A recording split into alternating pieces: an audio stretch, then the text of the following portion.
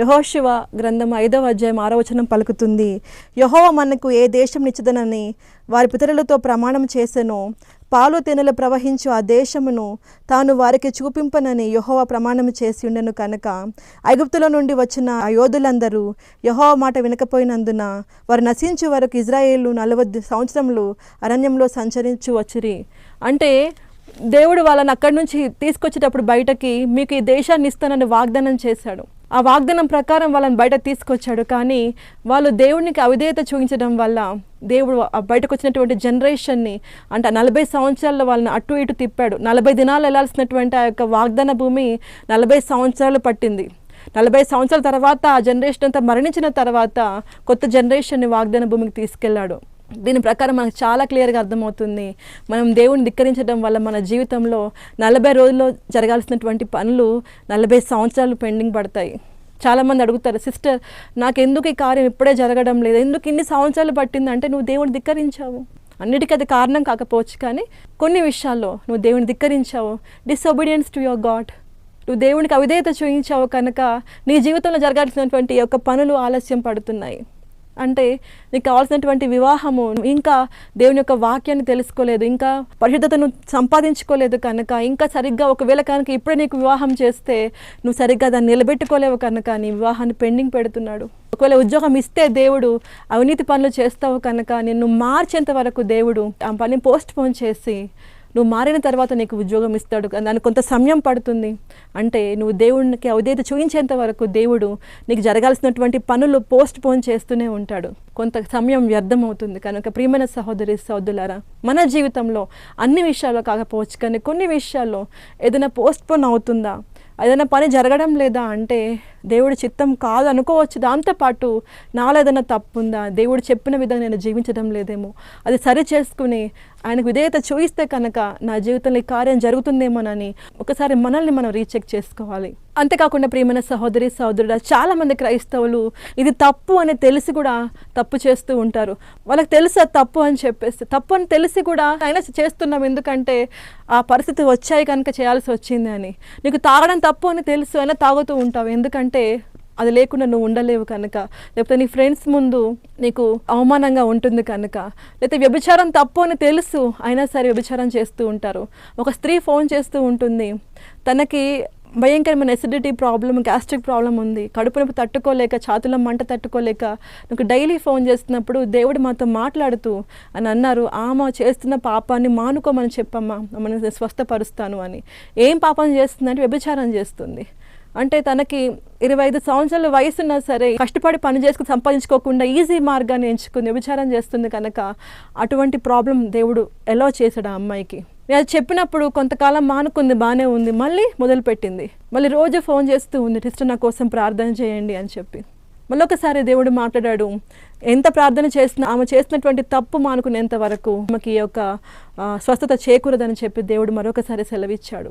అంటే తెలిసి తప్పు చేయడం వల్ల మనకి ఇటువంటి ప్రాబ్లమ్స్ క్రియేట్ చేసుకుంటూ ఉంటాం. ప్రియమైన సహోదరి సహోదరులారా, ఆ రోజు దావీదు రాజు కూడా తెలుసు పరాయి వాడి యొక్క భార్యను కోరుకోవడం తప్పు అని తెలుసు. తప్పు తెలిసి కూడా పరాయి వాడి భార్యతో తప్పు చేశాడు కనుక ఆయన ఎంత పశ్చాత్తాపడినా, ఎంత రోధించినా సరే తన యొక్క సంతానము బ్రతకలేదు, మరణించాడు. అంటే తప్పు వల్ల మనకు శిక్ష లభించింది. ప్రియమైన సహోదరి సహోదరులారా, సాల్మన్ రాజుకు తెలుసు అంతమంది స్త్రీలతో వెళ్ళి వాళ్ళు చెప్పినటువంటి విగ్రహారాధన చేయడం చాలా తప్పు అని సాల్మన్ రాజుకు తెలుసు. దేవుడు ఆయనకి అనంతమైన జ్ఞానం ఇచ్చాడు. ఆయనకున్నటువంటి జ్ఞానము ఈ ప్రపంచంలో ఏ మానవునికి లేకుండా పోవచ్చు. అటువంటి జ్ఞానము సాల్మన్ రాజుకు ఉంది. అంత జ్ఞానం ఉండి కూడా కేవలం స్త్రీల కొరకు ఆయన విగ్రహారాధన చేశాడు. ప్రియమైన సహోదరి సహోదరులు, అలాగే మన జీవితంలో కూడా చాలా క్లియర్గా తెలుస్తుంది తప్పు తప్పు తప్పు అని. మన యొక్క హృదయంలో ఆ యొక్క భావం కలుగుతూనే ఉంటుంది. పరిశుద్ధాత్మ మనతో మాట్లాడుతూనే ఉంటారు, ఇది తప్పు, ఇది చేయొద్దు అని చెప్పి. ఆయన మనం తప్పు చేస్తూ శ్రమలను కష్టాలను మన మీదకి రప్పించుకుంటూ ఉన్నాం. అంటే క్షణకాలం సంతోషం కొరకు, క్షణకాలం ఆనందం కొరకు, క్షణకాలం మనం ఇంప్రెషన్ కొరకు తప్పు చేసి మన జీవితంలో కష్టాలను ఆహ్వానిస్తూ ఉంటాము. అంటే ఈ క్షణకాలం తప్పులు చేసి అనేక మంది క్రైస్తవులు కష్టాల్లో బాధల్లో పడుతూ ఉంటారు. అంతేకాకుండా చాలామంది దేవుని సేవకులు కానీ, ప్రవక్తలు కానీ, దేవుని సేవలో ఉన్న వాళ్ళు కానీ, అందరూ కాదు, కొంతమంది తప్పు అని తెలిసి కూడా తప్పుడు మార్గంలోకి వెళ్తూ వారు బాధపడతారు, వారి ద్వారా వారి సంఘం కూడా బాధపడుతూ ఉంటుంది. అంటే ప్రియమైన సహోదరి సహోదరు, ఒకసారి యోనాను చూసుకోండి. యోనా గొప్ప ప్రవక్త, దేవుడు యోనాను పిలుచుకుని నీనెవె పట్టణానికి వెళ్ళి వారికి నా శిక్షను ప్రకటించు, వారిని పశ్చాత్తాపడమని చెప్పు, లేకపోతే వాళ్ళందరూ మరణిస్తారు, నాశనం అవుతారని చెప్పిన యోనా దేవుని ఆజ్ఞను ధిక్కరించడం తప్పు అని తెలిసి కూడా దేవుని ఆజ్ఞను ధిక్కరించి నీనెవె పట్టణానికి వెళ్ళకుండా మరి పారిపోయాడు. కనుక యోనా వల్ల సముద్రంలో ఉన్నటువంటి ఆ యొక్క ఓడలో ఉన్నటువంటి ప్రతి ఒక్క వ్యక్తి కూడా బాధపడ్డాడు. భయంకరమైన గాలి తుఫాను వచ్చింది. ఇక మునిగిపోతున్న సమయంలో వాళ్ళు యోనాను ఇక సముద్రంలో పడేశారు. కనుక ఆ భయంకరమైనటువంటి గాలి తుఫాను ఆగిపోయింది. మన జీవితంలో వచ్చేటువంటి గాలి తుఫాను కూడా మనం చేసేటువంటి ఆ ప్రదేశం, ఆయన చుట్టుపక్కల ఉన్న వాళ్ళందరూ బాధించబడతారు, ఆయన కుటుంబ సభ్యులు వాళ్ళందరూ బాధించబడతారు. ప్రియమైన సహోదరి సహోదరుడా, నువ్వు యజమాని అయి ఉండి నువ్వు చేసేటువంటి తప్పు వల్ల నీ కుటుంబం బాధించబడుతుంది. నువ్వు తాగుతున్నావు, తాగినంత ఖర్చు చేస్తున్నావు, నువ్వు చేసిన తప్పుకు నీ పిల్లలు, నీ భార్య బాధపడతారు. కనుక తెలిసి కూడా ఒక సర్టన్ పొజిషన్లో ఉండి కూడా నువ్వు తప్పు చేస్తున్నప్పుడు కేవలం నువ్వు మాత్రమే కాదు, నీ కింద ఆధారపడిన వాళ్ళందరూ బాధపడతారు. కనుక దయచేసి అటువంటి స్థితిలో ఉన్న వారందరూ బయటకు వచ్చి పశ్చాత్తాపడి దేవునికి అవిధేయత చూపించకుండా ఆయన మార్గం వైపు మరలండి. ప్రియమైన సహోదరి సహోదరులారా, అంతేకాకుండా డిసొబీడియన్స్ బికాస్ ఆఫ్ ప్రైడ్, గర్వం ద్వారా చాలామంది దేవుని ధిక్కరిస్తూ ఉంటారు. ముందు చాలా దేవునికి విధేయత కలిగి ఉంటారు, అంటే ఏమి లేనప్పుడు దేవుడిని పట్టుకుని ఉంటారు. దేవుడు వాళ్ళని బ్లెస్ చేసిన తర్వాత దేవుని వదిలిపెట్టి గర్వంతో నిండుకొని ఇక నాకేం తక్కువ అని చెప్పి దేవుడినే మర్చిపోతారు. అమెరికా అంతా చాలా బ్లెస్ చేయబడింది, వాళ్ళందరూ క్రైస్తవులు చాలా వరకు. అంత బ్లెస్ చేయబడిన తర్వాత అందరూ చర్చెస్కి వెళ్ళడము, దేవుడిని స్తుతించడం, ఆరాధించడం చాలా తగ్గిపోయింది. ఏదో ఇంటర్నెట్లో ఒక హాఫ్ అన్ అవర్ మెసేజ్ వినేసేసి ఎవరి పనిలో వాళ్ళు వీకెండ్స్ కానీ వెళ్ళిపోతూ ఉండేవాళ్ళు. తర్వాత వరల్డ్ ట్రేడ్ సెంటర్ భయంకరమైనటువంటి నాశనానికి లోనైన తర్వాత అప్పుడు వాళ్ళందరికీ జ్ఞానం వచ్చింది.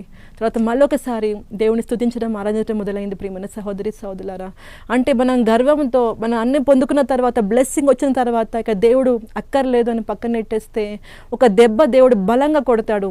అది కొట్టించుకున్న తర్వాత మళ్ళీ మానవుడు తిరిగి దేవుని వైపు మరలుతాడు. అది కొట్టించుకోకుండా ఉండడానికి ముందుగానే మనం జాగ్రత్త పడాలి. అనవసరంగా ఆ పెద్ద దెబ్బ తగిలి కొంతకాలం బాధపడిన తర్వాత రావడం కన్నా ఆ దెబ్బ తగలకుండా జాగ్రత్తగా ఉంటే మన జీవితం కొంతకాలం సంతోషంగా ఉంటుంది. ప్రియమైన సహోదరి సహోదరులారా, దేవునికి అవిధేయత చూపించకుండా ఆయన చెప్పిన మాట ప్రకారం మనం జీవిస్తున్నప్పుడు మన జీవితంలో కొన్ని కష్టాలు రాకుండా మనము ఆపదలా చేయవచ్చు. తండ్రి, కుమార, పరిశుద్ధ ఆత్మదేవ, మీ కోట్ల కొలది వేలాది వందలాది స్తుతి స్తోత్రములు. సర్వశక్తిమంతుడా, ఈ లోకానికి అధిపతి అయిన ప్రభా తండ్రి, ఇక్కడ టీవీ స్క్రీన్ ముందు కూర్చున్న ప్రతి ఒక్క బిడ్డ పైన మీ ఆత్మను కుమ్మరించండి. వారి జీవితంలో ఉన్నటువంటి చీకటిని, వారి జీవితంలో ఉన్నటువంటి అంధకారాన్ని తీసివేయండి ప్రభా. వారి జీవితంలో గొప్ప కార్యాలు జరిగించమని అడుగుతున్నాను ప్రభా. ఈ క్షణం వరకు ప్రభా వారి జీవితంలో ఉన్నటువంటి ప్రతి సమస్య తండ్రి ఇక్కడితో అంతమైపోవాలి ప్రభా. నూతన ఆరంభం, నూతన యొక్క జీవితం వారికి అనుగ్రహించండి ప్రభా తండ్రి. వాళ్ళటువంటి అవిధేయతను తీసివేయమని అడుగుతున్నాను. ఈ పరిశుద్ధ రక్తంతో వాళ్ళ ప్రతి తప్పును, పాపాన్ని కడిగివేయమని అడుగుతున్నాను తండ్రి. వారికి తండ్రి వారికి మారు మనసు, మంచి హృదయాలు అనుగ్రహించమని అడుగుతున్నాను. యేసయ్య ఇప్పుడే వారికి ఉన్నటువంటి తీవ్ర అనారోగ్యం నుండి, ఆర్థిక ఇబ్బందుల నుండి, దురాత్మల శక్తుల నుండి తండ్రి, చేతబడి శక్తుల నుండి యేసు నామములో విడుదల ప్రకటిస్తున్నాను. I proclaim deliverance in the name of Jesus. ఇప్పుడే వారి చుట్టూ మండుతున్న అగ్ని కాంచన వేయండి. వారి కుటుంబం చుట్టూ మండుతున్న అగ్ని కంచెను వేసి సంరక్షించి కాపాడమని ప్రభువైన యేసుక్రీస్తు నామములో అడుగుతున్నాను తండ్రి. ఆమేన్.